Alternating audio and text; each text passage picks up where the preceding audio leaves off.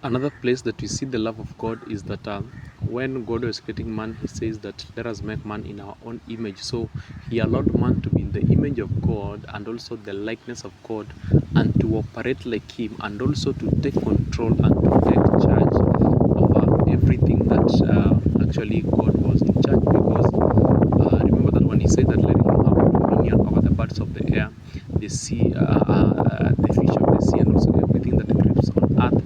Remember that this is God's possession, and this is God's richness, and this is the work of God that he has done.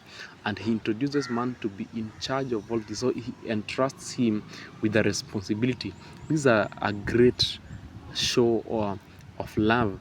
Number two, if you check from Genesis chapter 1 verse 26 to around 28, the Bible speaks and says that he created him in his own image, and then in 28 that he says that he blessed him. Remember in 26 the idea was that let him have dominion, but now the destination is dominion, but there is a path that you should walk, and the Bible speaks and says that he blessed him. And then after blessing him, he let the man to know that he's blessed, because after blessing, the Bible speaks and says that he told him, be fruitful and multiply and fill the earth and subdue it, and then have dominion. So the destination is actually dominion.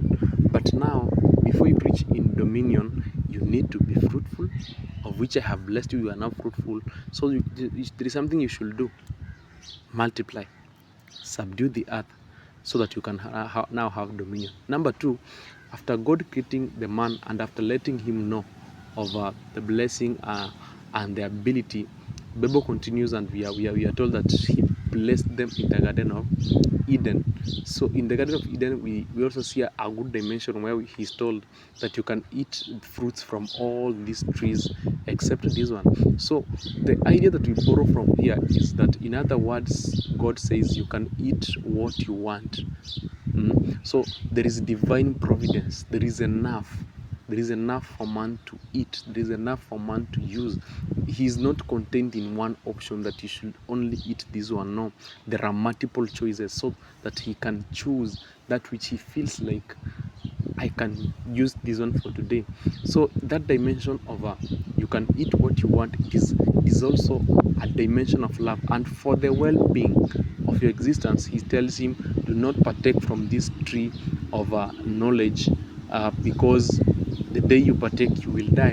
So the only tree that he tells him not to take is one, and this one is for his well-being, because he tells him you will surely die the day of which you partake from this tree. So there is a dimension of love that we also see here.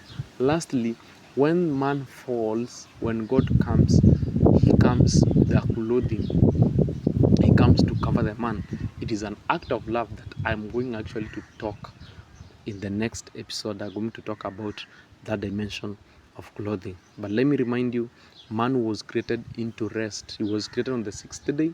On the seventh day, he so that he can rest. And when we come to Christ, the Bible speaks and says that come unto me, all of you who are laboring and have heavy burdens, so that he can give you rest. So Christ first gives you rest before giving you a responsibility in the new journey that you have begun. This is Missions Back to Church. May God bless you. God loves you.